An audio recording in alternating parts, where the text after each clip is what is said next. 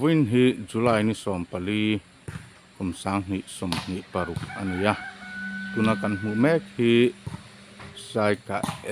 Primary School in ania a building hi kumsang ni pali kumasak dei to khani a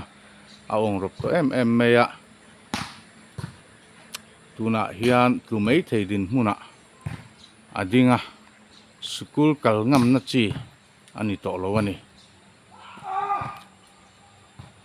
Saikah LVC 10 kan fa te school kal lova tir ngot ai chuan ti in LKBK Saikah L ko rana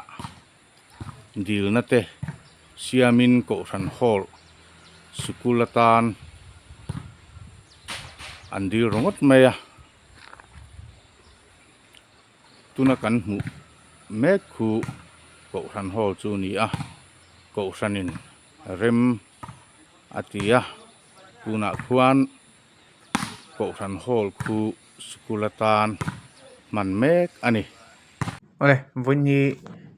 ni som pali July hole ni kumsang ni somni le por kunia thiru ten so vanji be vek ule Saikah Primary School in enkol tu le mangai tu anei nange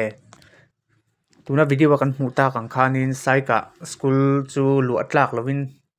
a check khop maya Saikah khua hi MLA Biala Longklai West Biala ani tin tuna hian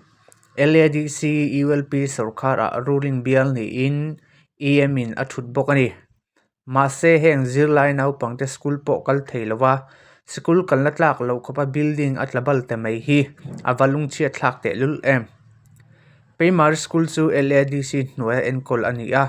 Bialtu MDC tuna ULP sarkar EM Bial Vilmek ani bok nen hian hetiang em enkol ani lo hi thil mak tak ni in amol pho thlak hle ani khunge ULP sarkar chu